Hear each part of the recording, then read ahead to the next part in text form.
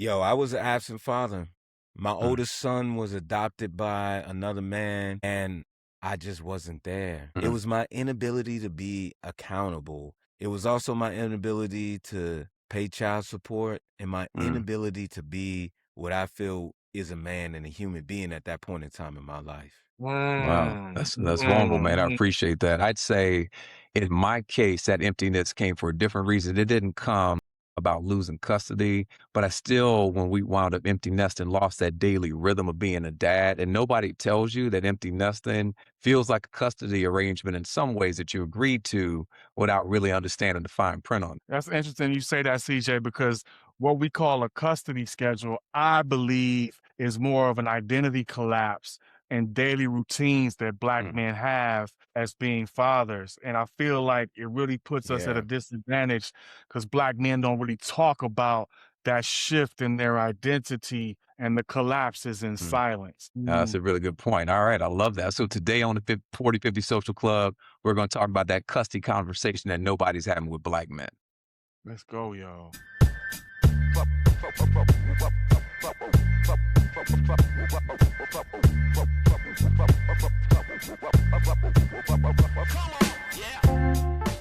All right, so I'm going to start this out by talking about the fall of 2023. So that was when our baby girl, Avery, our baby girl of 2, had just left for college. And so we had to suddenly, Janine and I had to deal with the empty nesting thing, the empty house, the silence, the dishwasher that only runs once a week as opposed to every day. My daughter's shoes, our daughter's shoes, used to just like crowd the foyer. The hamper was always full, right? Like you're washing clothes all the time. The noise was crazy. But what you realize once they're gone is that the noise wasn't about the chaos. The noise was actually more about purpose, like the purpose that I felt as a parent, the purposes I felt as a father at that time. And so when you think about that transition, if losing daily fatherhood feels like this when your kids just go to college, I can only imagine what this feels like when the court tells you that it's over. Okay. And then before getting on to y'all, though, too, I guess one other uncomfortable truth that comes to mind for me when I think about that empty nesting thing is that I know I'm not a phone guy, right? Like phone, FaceTime, you name it. That's a little bit foreign to me versus my wife, where she's FaceTime with the girls almost constantly, like almost every day, if not at least every other day. And so I've seen how she and they have grown closer over the last several years where I feel like my relationships with them have drifted a little bit, but that's also something Hmm. that I have to own. And that's where I talk about like modeling the accountability here. So like even in a marriage that didn't end,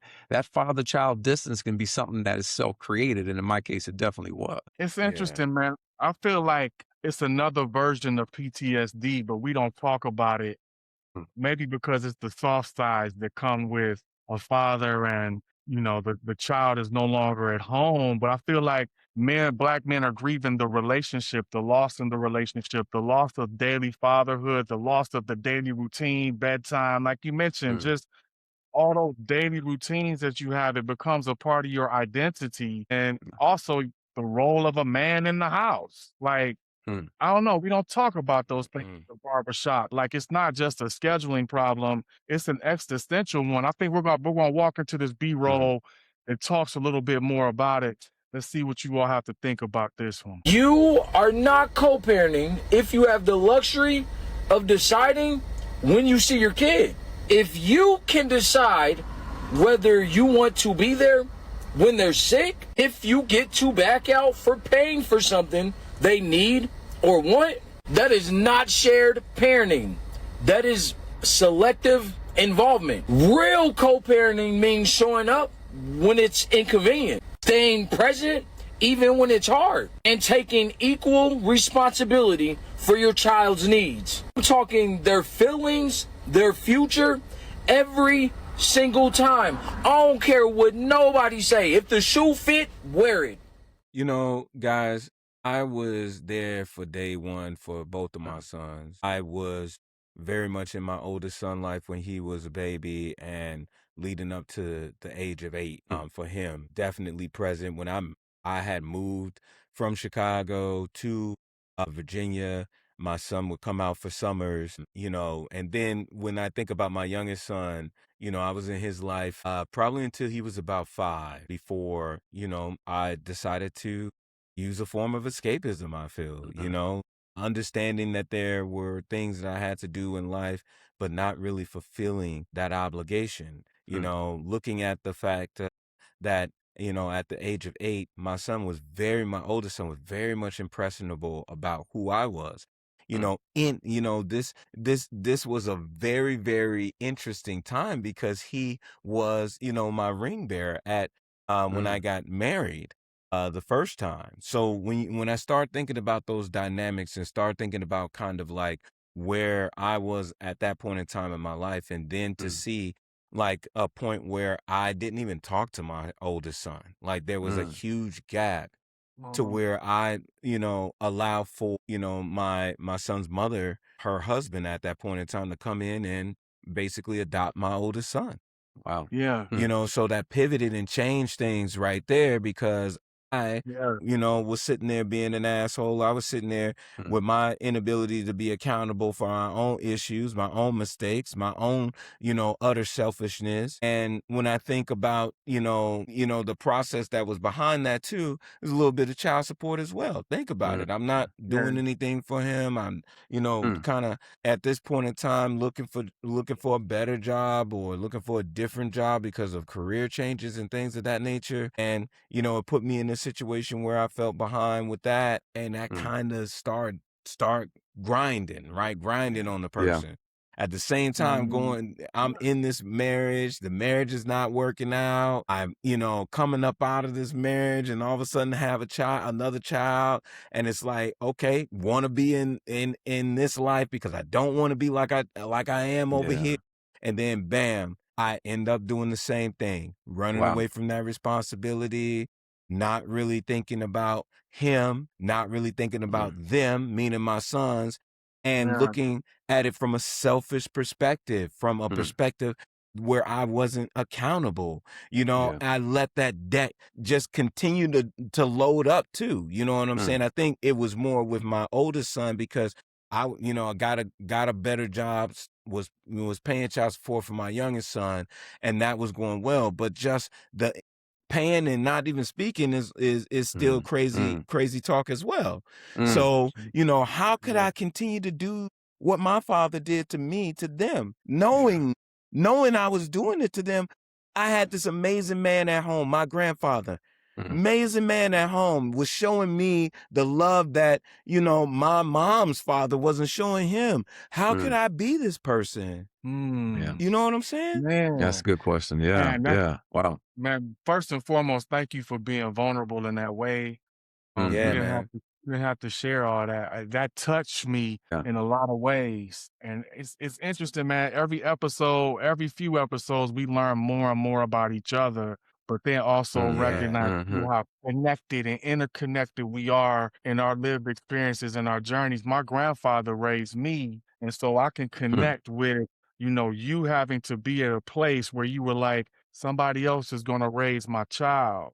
Like, we don't Mm. Mhm, always mhm. talk about the other side of it. We talk about, the deadbeat dad, or we talk about, Mm. those pieces, but we never really look at it from the lens of the dad who was unable to really Mm. Mhm. provide and care for and have to release and then also Mm. have to escape at the same time. And it's so layered what you shared with me. I'm just like, damn, it pulled me in. Mm. And it Yeah. Mhm. also made me Mhm. think of my grandfather. My grandfather raised me. I was estranged from my father for many Mm. years, probably like a good 30 years, because my grandfather had Wow. threatened his life at a very young age. He couldn't even be a part of my life. So Mm. he had abandoned me, but I didn't know that Wow. his life was threatened, and he didn't come back into my life until my grandfather had passed. Right. So it's Wow. like, Mm. Wow. it was fear Wow. of it was fear of his survival, it was fear also Mm. of my survival. My biological father was always, like, on the outside looking in, like, he was Mm. hearing about all the things I was doing growing up, but could not have a role to play. So it's like, Mm. Yeah. Yeah. dang, Ooh. you know what I mean? Yeah. On one hand, it's like the dad is unable, but then also the dad is not capable of being a part of the son's Yeah. life. Yeah. Right, so Wow. Yeah, Man, yeah. that's heavy. We looking at it on Yeah, this I mean, I guess episode you from multiple angles. Yeah. Yeah, yeah. No, for sure. And I mean, just listen to what you're talking about right there too. Like I tried to put myself in Quest's shoes when I was hearing him, and then even your dad's shoes when I was hearing you talk about him. And I think again about my own experience as a father, but as a father whose own father passed away, and then whoever it was that came after him just wasn't worthy of that title. But Yeah. anyway, just in hearing you talk about that, especially for your dad or even Quest thinking about you, what it is, and Jamie, you talked about that identity piece. And so what it means from a man's identity to be a father Mhm. biologically, but not be in their children's lives. And that's where we always have to try to come up with some data here. So there's data out there that says divorced men are nearly 3 times more likely to die by suicide. Divorced men are nearly 3 times as Wow. likely or more likely to die by Mm. suicide. What's crazier though is that separated men, so haven't even been married to the spouse here or married to the mom here, they are 5 times more likely to die by suicide. So this Wow. isn't just Wow. about visitation schedules and that kind of thing when you're co-parenting. The research literally says that separation in this sense is the number one risk factor for male suicide. Yeah. Think about that. Hmm. And especially when you think about black men who are already carrying in many ways the shortest life expectancy. And again, not saying that that's what I think it should be, but just saying statistically, this is what's out there. When you think about that and the identity piece and losing that fatherhood Mhm. as a part of your identity, that winds up being a crisis inside of a crisis, you know?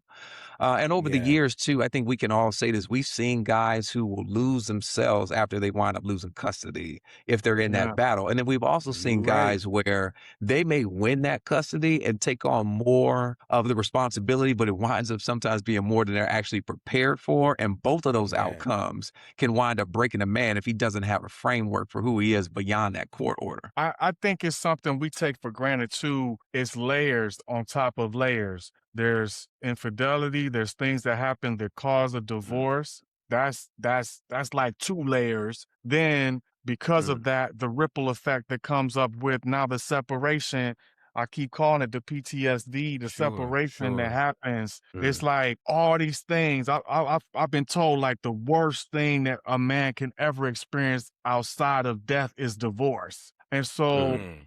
Hmm. I imagine how that just starts to rip away from identity, recognizing, okay, now I got new friends, family members, all this Hmm. displacement. And then you put on top of it the displacement that happens with your child. That's a whole Mm. nother layer. Then you got to go to court. The court's telling you Hmm. now how you can interact, and you already feeling disassociated. You feeling, I don't even know where I am. My identity is lost. It's a lot in there, man. Mhm. And I think Hmm. Hmm. Yeah. these numbers make sense when you share with us the high number of, suicide and all these things that are happening, because it takes away from not just the man's identity, but it takes away from his Hmm. manhood. So it's like, wow, Yeah. how are we addressing that grief? How are we talking about it?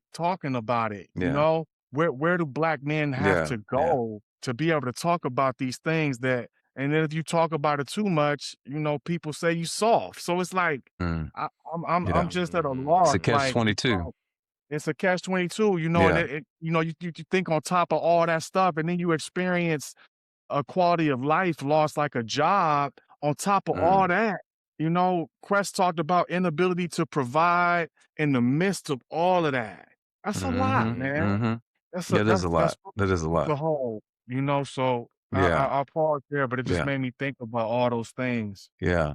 Yeah. I mean, those are heavy things. You were about to say something, Quest? No, no, no, I wasn't. I was just really just looking at Jay and understanding. Like I was really in the moment of thinking about what he was saying, and that Mm, it just really stuck with me. So yeah, that's where I yeah. was with it. Yeah. Okay. Yeah, no, and that's definitely deep and that's heavy stuff. And I thank you all for sharing that, of course. But before we move on into pillar two, we do want to take a quick second to ask you all to like this video and to subscribe to the 4050 Social Club. It helps in more ways Yeah. that we can even explain. And we definitely appreciate you all support.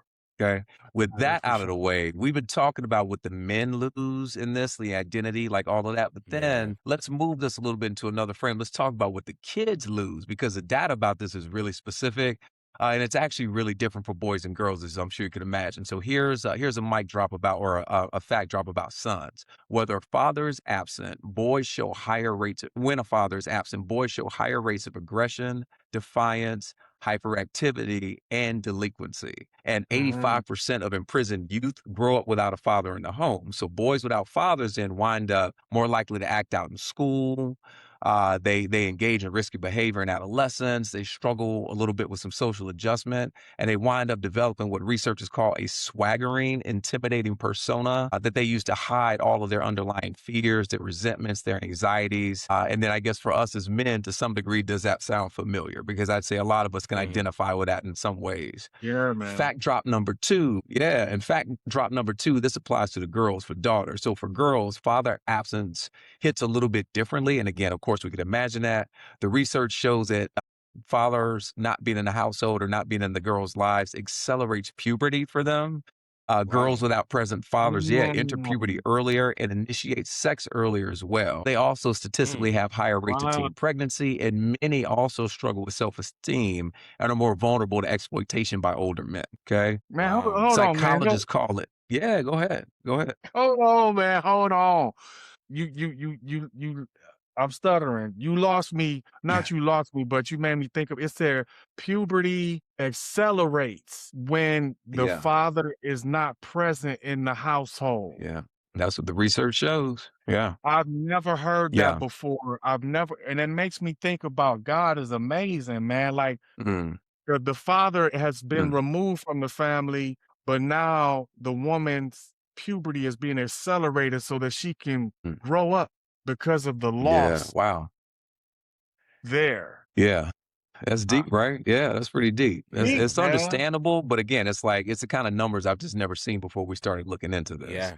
And Yeah, what yeah. is interesting about that too, Jay, is that psychologists call that object hunger for male attention. That's what it's called, object hunger for male attention, meaning that these girls are feeling the emotional absence of their fathers. They experience it as almost personal rejection. Okay. Hmm. On the Yeah, other hand, another study found that girls who are close to their fathers are 75% less likely to become teen mothers and half as likely to experience depression symptoms. But just as a child winds up missing something critical when a father isn't present, when a father takes over sole custody, the kids equally miss their mother's daily influence. So the loss, essentially, we're talking about goes both ways. And if we're honest about what kids need, we have to be honest about that piece of it too. And now I think here's what the stereotype doesn't tell you. The Mm, CDC owns data and it shows that Black fathers are the most involved in daily caregiving. Think about that. And beyond any race group we are, uh, 27% of Black fathers are taking care of kids daily compared to mm, 20% of the white fathers. Now, 41% help with homework on a daily. 70 of Black fathers who live with their children handle bathing, dressing, diapering them daily. The data shows us that Black fathers are showing up. mm, Now, most women might not agree with this, and most of what we see on television and stuff like that might not agree mm, with this. And even when we think about this, a lot of different areas are not really reporting this. And the courtroom doesn't read the CDC report. So I mm, know you understand that, when it comes down to it, all that we should be seeing is not being seen all the time. Now, mm, I let child support, debt, and escapism cloud my judgment a little bit about being present. And I'm not alone. There was mm, 70% of that 113 billion in child support arrears in this mm. country is owed by men making $10,000 a year or less. Or Less. Wow. less. In Wow. California, Black people are 6.5% of the population, but 18 of the people carrying the public child support. Mm, mm, mm. Think about that. It's a lot of The money. debt doesn't just take money. It takes license, Mm, passports, mm. jobs. It takes it all. And some men, it takes the will to show up. They just yeah, they just won't show up. Wow. Now, don't get me yeah, wrong. I do want to pause here and say this. It still is accountability. That's still your child. So even though there are systematic traps that are still there, it's still about accountability here, Jay. It's man. still about accountability. No, it's very much about accountability, but I can't help. We talk about stats. We talk about stats in our episodes, and I know we talk about black males versus white males, black households versus white households. It's real, right? But I Yeah. also think about, Mm, man, these stats, how biased are the stats? You know what I'm saying? Like, True. Mm, It could mm. be. when you Yeah, think yeah. about how many black males are really in that sample size, because honestly, the Mhm. Mm, majority of our black men are in Mhm. prison. So is it mm. really Mhm. apples I to hear you. apples?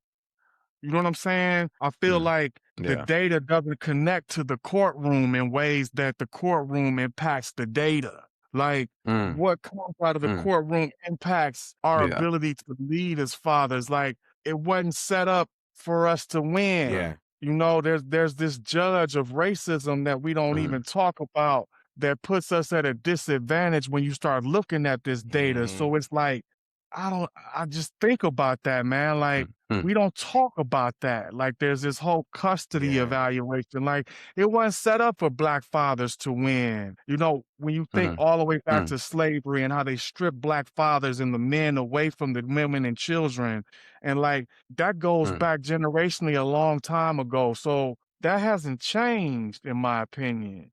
Um, and so when Wow. we start Yeah. looking at financial Yeah. Yeah. Yeah. assessment, Yeah. when we Well. start looking at the whole bigger all picture, it's like it's a lot of other barriers that come into play when we talk about the whole custody battle.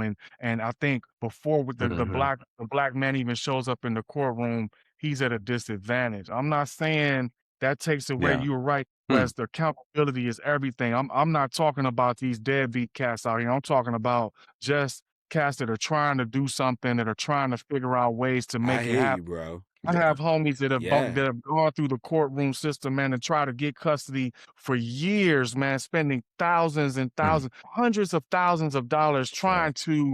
to get yeah. custody of their children because their mama wasn't right. But we don't talk I Mm, about mm. understand them. you, bro. You know what I'm saying? Yeah. We just talk about the Yeah. deadbeat dad and the fathers that aren't capable, but the pendulum does shift in a different direction, and there are a lot of black men Mm. that are being taken advantage of for other reasons. Wow. Yeah. So I mean, it's interesting because part of what I'm hearing in that too is like the whole co-parenting thing. And there are times where it works well, and there are times where it doesn't. And to bring it back Yeah, to what we were just talking about a few minutes before, so much of the focus still needs to be kept on the kids, right? So when Yeah. Yeah. one Yeah. or both Definitely. of the parents are not mature enough to care about yeah, the impact that all of their behavior with one another is having on the children, the damage is real, and Mhm. it's immediate. And yeah. it's the kind of thing that can last well into adulthood. Like I feel like we have some adults who were not well adjusted because of what they went through in their past. And they're Come not on, at that point man. where they can rectify it on their own and understand it's something that they need to improve in to Yeah. wind up breaking Definitely. that cycle. It's the kind of thing Yeah, that I've definitely seen professionally. Like in my line of work as an educator, I see there are some parents, you can kind of tell they never really wanted kids, you know? And there are times you see, and it's not most of them for Yeah. sure, but there are some where you see this and you just feel for the kids so much, where you can tell their parents sometimes that have like resentment over their children because there's such a huge responsibility. And it's almost as if they see them as a burden. And that divorce, yeah, in a certain sense, like allows them to escape, you know? And the kids yeah. ultimately wind up carrying that in a way where you just hope you can help these kids get past their own broken parents, you know? Man, Mhm. I wish So we tough, had bro. man, it's Yeah. this yeah, I'm on the edge of my seat talking about this because I was literally just in Philly at the Black Roots picnic or the Black Roots Festival, and there was a group of us that went and we all connected. And so we were heading to the Mhm. festival one day. This was actually on Sunday, and the four Hmm. men got in the one Uber and the four ladies got in the Uber. So imagine we got four black men all in the 40s and 50s age bracket. So of course I'm like, I think Mhm. about us, Yeah. right? And we start thinking about Yeah. some of the Yeah. Yeah. questions Yeah. that come into play. So I'm like, man, let's jump into this thing. So we start talking about on the Uber drive about the loss of community and culture within the black family. Mm, And we talked about the impact that single mother families have or single mother Mhm. households have on black children, Mhm. on black boys, on black girls. And we couldn't help but mm, talk about the statistic that talks about, you know, children of highly involved families that have the fathers present, how much more mm, mm, stable, how much more socially, emotionally they're just more stable. You know, mhm. when the couples are together, and we started thinking about how many friends did we have growing up that came from single mother households. Ooh, yeah, I'm like, yeah. Mhm. I just Yep. Most, started going down the list. most. Yeah. Like, dang, I'm looking at most of my homies in college. We were all a part of that. You know, like I had the benefit of being adopted by my grandparents, but if I wasn't, I would have been a part of that. Like, what does the Yeah. data Yeah. show for those single mother households and the impact on the black men over the course of their lifetime? I want to see some of that data, and I'm sure Mhm. we could find it. Yeah. But it's just like the divorce, it destroys the stability of black men and women at a very young age, and I think it just gets recycled and reproduced. Mm.